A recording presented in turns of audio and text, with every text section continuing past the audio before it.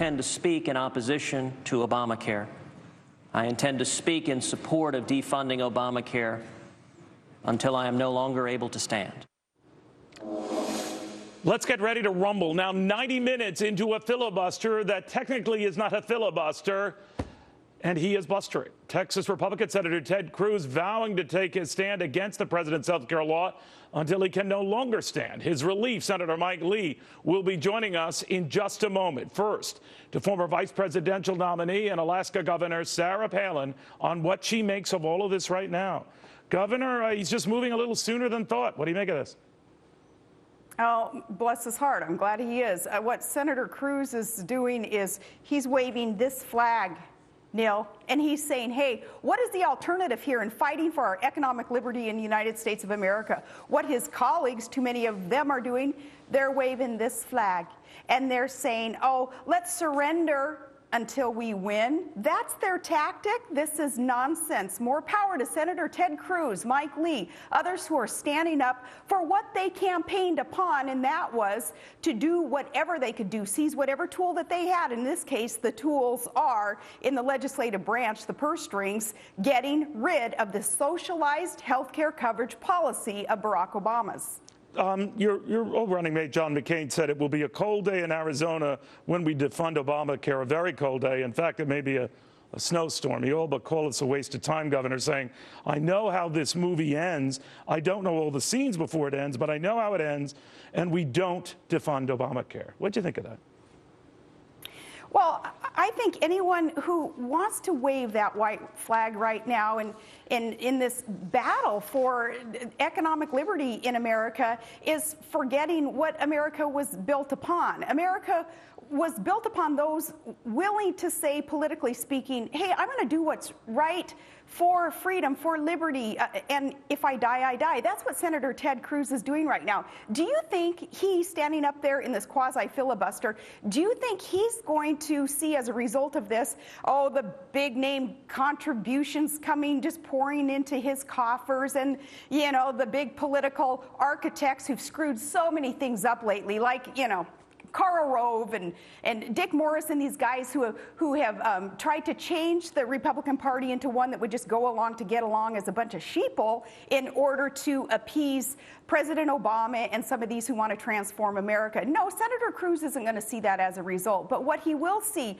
whether he dies, politically speaking, upon this mountaintop or not of his, is the heart and soul of Americans who care about this country and the future of our economic liberty. We will be standing there having his back, doing all that we can to support him and thanking him for being willing to fulfill his campaign promises. Are you surprised, Governor, the resistance he's encountering within his own party? Reports that Senator Mitch McConnell was trying to block the kind of thing that he's doing right now. Other so-called mainstream Republicans who are saying it's a bad idea, that they're dragging the Ted Cruz's and the like, the party to inevitable defeat. What do you say?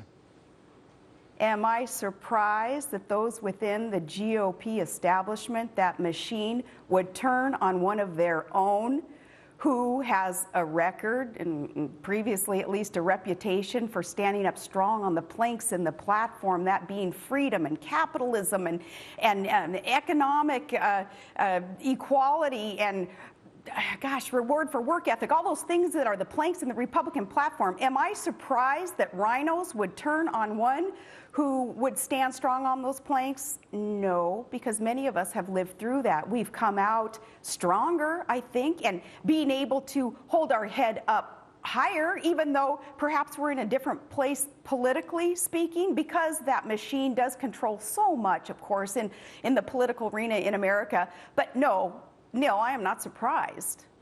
So when Steve Schmidt, obviously John McCain's 2008 campaign strategist, said Republicans have to be careful of this type of asininity, do you think he was taking a slap at you, at Cruz, at Lee, at all of these guys?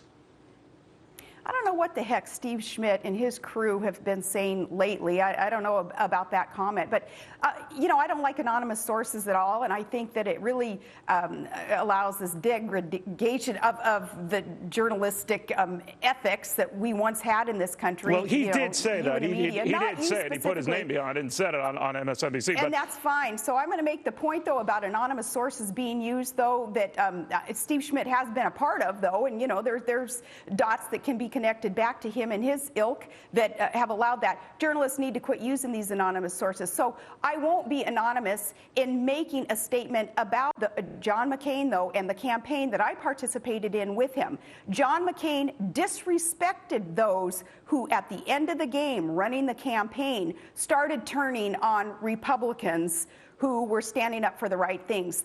I know John McCain. We have spoken about this, and I don't think that he will be hurt or harmed that I am speaking publicly about what he has told me. He disrespects those people who use anonymous sources to attack their own. He has told me that. So Steve Schmidt and his crew, especially, and yeah, granted, Steve Schmidt, this time he allowed his name to be attached to another besmirking comment about another Republican, but when those having used anonymous sources are elevated and continue to get to be cited as sources, well, I joined John McCain in dismissing them and saying, journalists, quit using them. But still, you and the senator are clearly not on the same page regarding this, and I wonder whether it has taxed your relationship. We're not on the same issue when it comes to what Ted Cruz is doing in trying to defund Obamacare. There are certainly things that John McCain and I do agree on, though, and that is that, doggone it, Barack Obama is our president, and we would have been better off and not being able to be in the position that we're in now with a doubling of our debt and the deficits that continue to reach about $1 trillion a year, and all those things that Barack Obama and his minions are continuing to lead us towards bankruptcy. It's horrible. So John McCain and I agree on that. You know, you've been very vocal about this, Governor, and you've been really risking a great deal of prestige with the moderates within the party. But by saying and speaking out as strongly as you have, some would read into that, maybe I would read into that, that maybe you're running for president. Are you? That maybe I'm running for president? Yeah.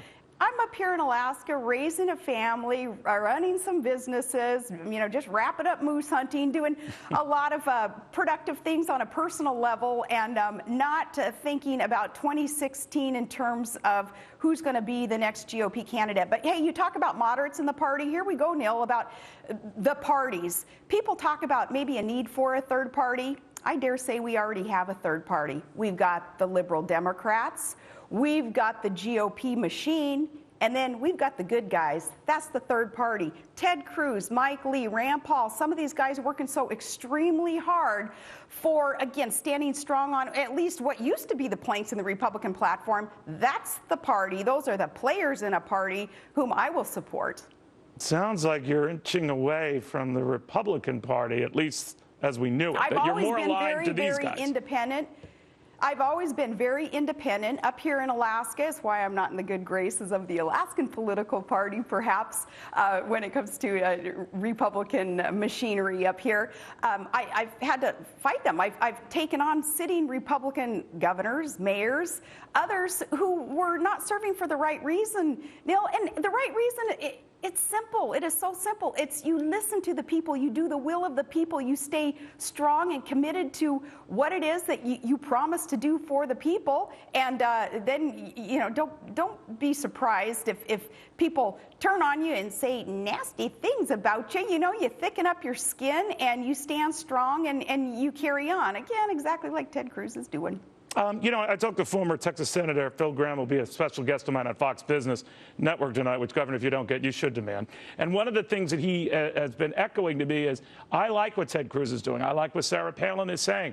There are just better ways to get the same result. That is, if you're going nowhere with the math as he sees it, trying to defund Obamacare, you might have a far better shot at maybe delaying it. And that's why he puts more credence in attaching a delay in Obamacare to raising the debt ceiling than he does in this venture. What do you make of that?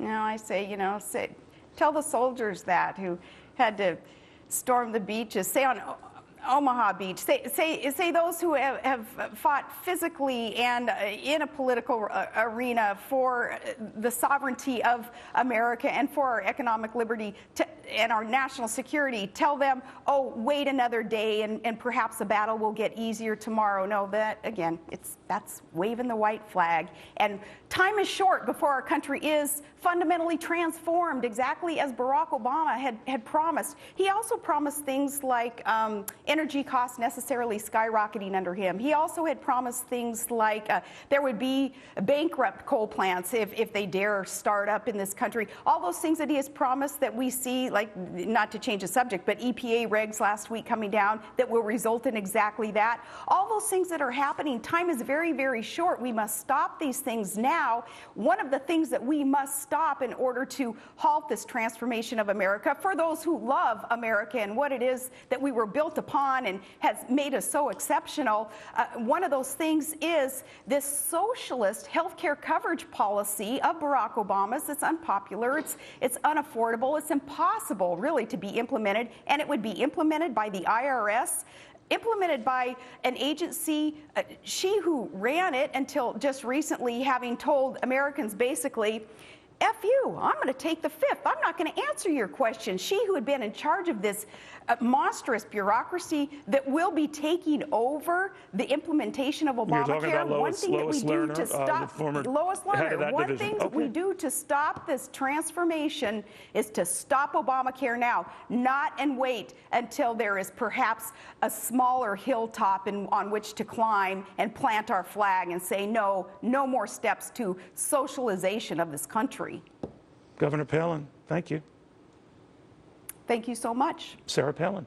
All right, the man of which she spoke, Ted Cruz, he is still speaking on the floor of the U.S. Senate right now.